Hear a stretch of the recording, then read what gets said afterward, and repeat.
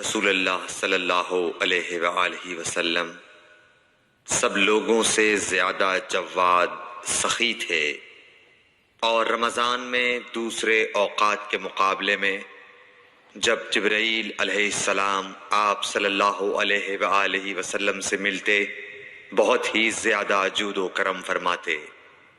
جبرائیل علیہ السلام رمضان کی ہر رات میں آپ صلی اللہ علیہ وآلہ وسلم سے ملاقات کرتے اور آپ کے ساتھ قرآن کا دورہ کرتے۔ غرض حضرت صلی اللہ علیہ وآلہ وسلم لوگوں کو بھلائی پہنچانے میں بارش لانے والی ہوا سے بھی زیادہ جود و کرم فرمایا کرتے تھے۔ صحیح بخاری حدیث نمبر 6۔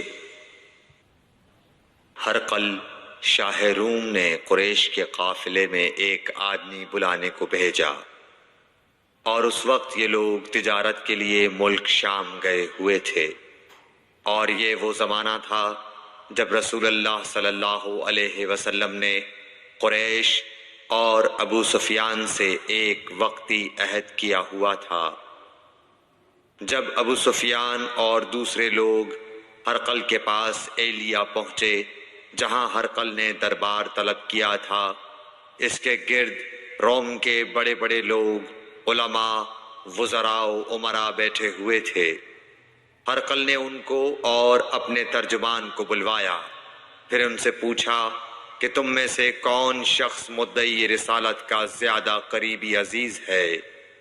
ابو سفیان کہتے ہیں کہ میں بول اٹھا کہ میں اس کا سب سے زیادہ قریبی رشتہ دار ہوں۔ یہ سن کر ہرقل نے حکم دیا کہ اس ابو سفیان کو میرے قریب لا کر بٹھاؤ اور اس کے ساتھیوں کو اس کی پیٹھ کے پیچھے بٹھا دو۔ پھر اپنے ترجمان سے کہا کہ ان لوگوں سے کہہ دو کہ میں ابو سفیان سے اس شخص یعنی محمد صلی اللہ علیہ وسلم کے حالات پوچھتا ہوں۔ اگر یہ مجھ سے کسی بات میں جھوٹ بول دے تو تم اس کا جھوٹ ظاہر کر دینا۔ ابو سفیان کا قول ہے کہ خدا کی قسم اگر مجھے یہ غیرت نہ آتی کہ یہ لوگ مجھ کو جھٹلائیں گے تو میں آپ صلی اللہ علیہ وسلم کی نسبت ضرور غلط گوئی سے کام لیتا۔ خیر، پہلی بات جو ہرقل نے مجھ سے پوچھی وہ یہ کہ اس شخص کا خاندان تم لوگوں میں کیسا ہے؟ میں نے کہا وہ تو بڑے اونچے عالی نسب والے ہیں۔ کہنے لگا اس سے پہلے بھی کسی نے تم لوگوں میں ایسی بات کہی تھی؟ میں نے کہا نہیں۔ کہنے لگا اچھا اس کے بڑوں میں کوئی بادشاہ ہوا ہے؟ میں نے کہا نہیں۔ پھر اس نے کہا بڑے لوگوں نے اس کی پیروی اختیار کی ہے یا کمزوروں نے؟ میں نے کہا نہیں، کمزوروں نے۔ پھر کہنے لگا اس کے تابعدار روز بڑھتے جاتے ہیں یا کوئی ساتھی پھر بھی جاتا ہے؟ میں نے کہا نہیں۔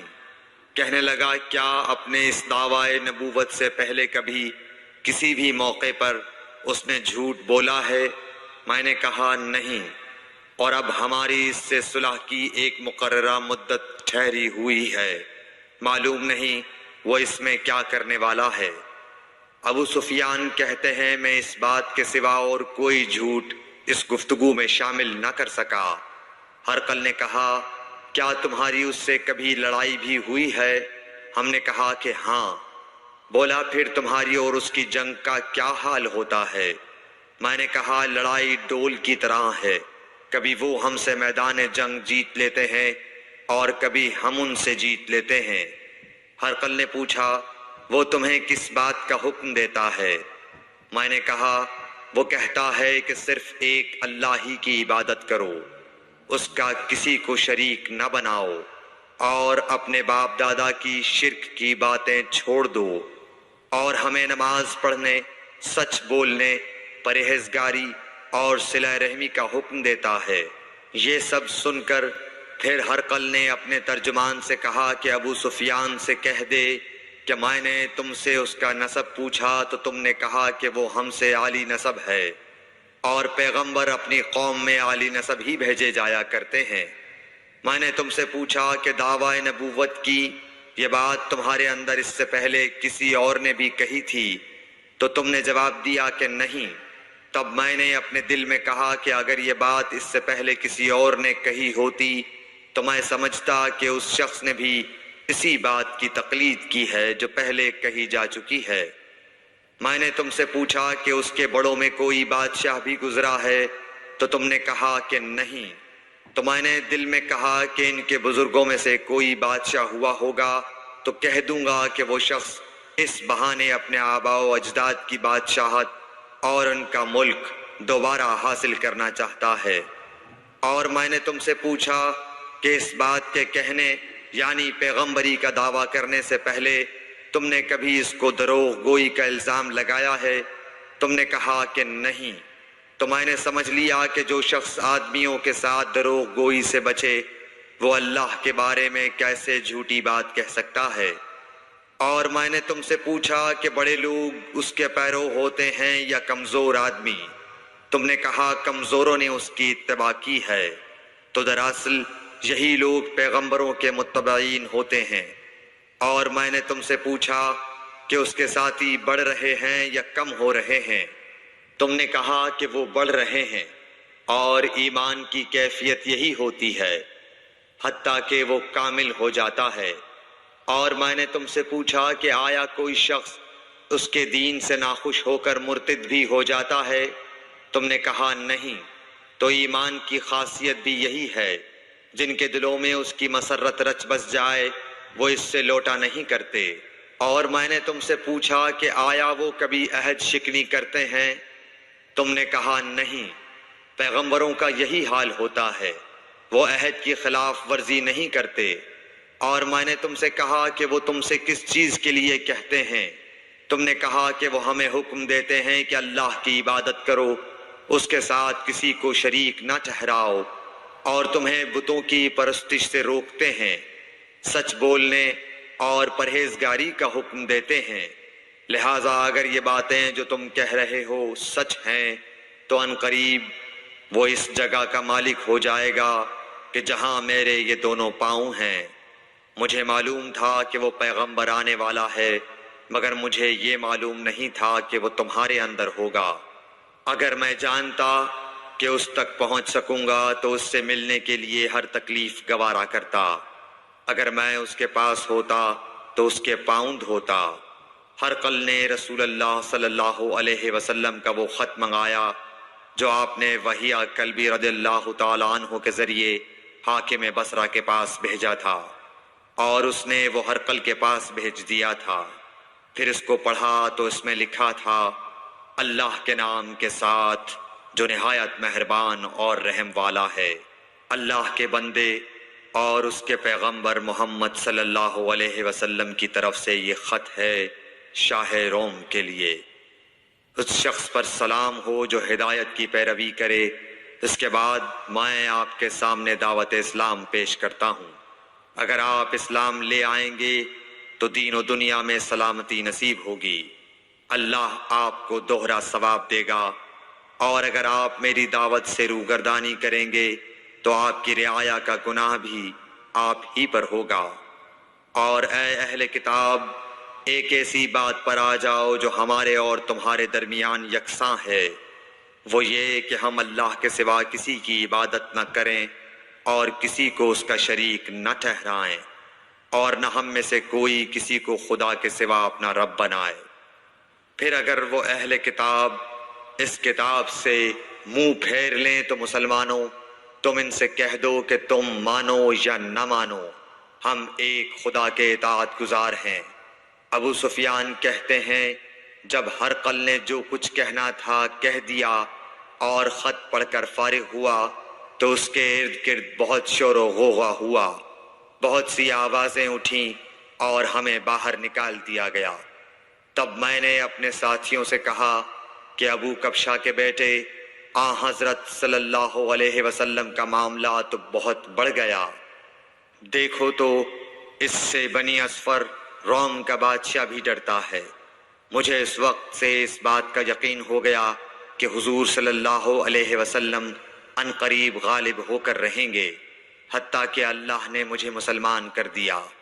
راوی کا بیان ہے کہ ابن ناطور ایلیا کا حاکم ہرقل کا مصاحب اور شام کے نصارہ کا لاٹ پادری بیان کرتا تھا کہ ہرقل جب ایلیا آیا ایک دن صبح کو پریشان اٹھا تو اس کے درباریوں نے دریافت کیا کہ آج ہم آپ کی حالت بدلی ہوئی پاتے ہیں، کیا وجہ ہے؟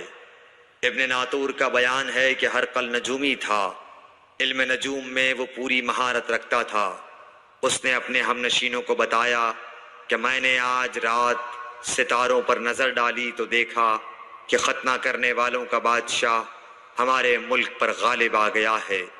بھلا اس زمانے میں کون لوگ ختنہ کرتے ہیں؟ انہوں نے کہا کہ یہود کے سوا کوئی ختنہ نہیں کرتا، سو ان کی وجہ سے پریشان نہ ہوں۔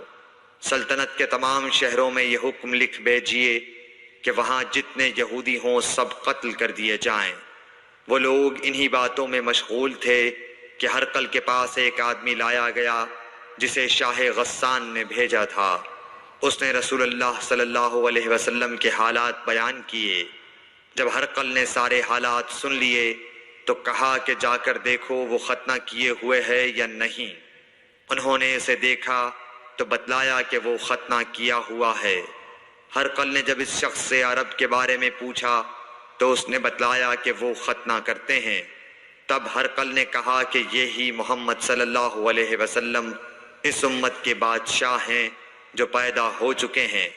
پھر اس نے اپنے ایک دوست کو رومیہ خط لکھا اور وہ بھی علم نجوم میں ہرقل کی طرح ماہر تھا۔ پھر وہاں سے ہرقل حمص چلا گیا۔ ابھی حمص سے نکلا نہیں تھا کہ اس کے دوست کا خط اس کے جواب میں آ گیا۔ اس کی رائے بھی حضور صلی اللہ علیہ وسلم کے ظہور کے بارے میں ہرقل کے موافق تھی کہ محمد صلی اللہ علیہ وسلم واقعی پیغمبر ہیں۔ اس کے بعد ہرقل نے روم کے بڑے آدمیوں کو اپنے حمص کے محل میں طلب کیا اور اس کے حکم سے محل کے دروازے بند کر لیے گئے۔ پھر وہ اپنے خاص محل سے باہر آیا اور کہا، اے روم والو، کیا ہدایت اور کامیابی میں کچھ حصہ تمہارے لیے بھی ہے؟ اگر تم اپنی سلطنت کی بقا چاہتے ہو تو پھر اس نبی صلی اللہ علیہ وسلم کی بیعت کر لو اور مسلمان ہو جاؤ۔ یہ سننا تھا کہ پھر لوگ وحشی گدھوں کی طرح دروازوں کی طرف دوڑے مگر انہیں بند پایا۔ آخر جب ہرقل نے اس بات سے ان کی یہ نفرت دیکھی اور ان کے ایمان لانے سے مایوس ہو گیا تو کہنے لگا کہ ان لوگوں کو میرے پاس لاؤ۔ جب وہ دوبارہ آئے تو اس نے کہا، میں نے جو بات کہی تھی اس سے تمہاری دینی پختگی کی آزمائش مقصود تھی، سو وہ میں نے دیکھ لی۔ تب یہ بات سن کر وہ سب کے سب اس کے سامنے سجدے میں گر پڑے اور اس سے خوش ہو گئے۔ بالآخر ہرقل کی آخری حالت یہی رہی۔ صحیح بخاری حدیث نمبر 7۔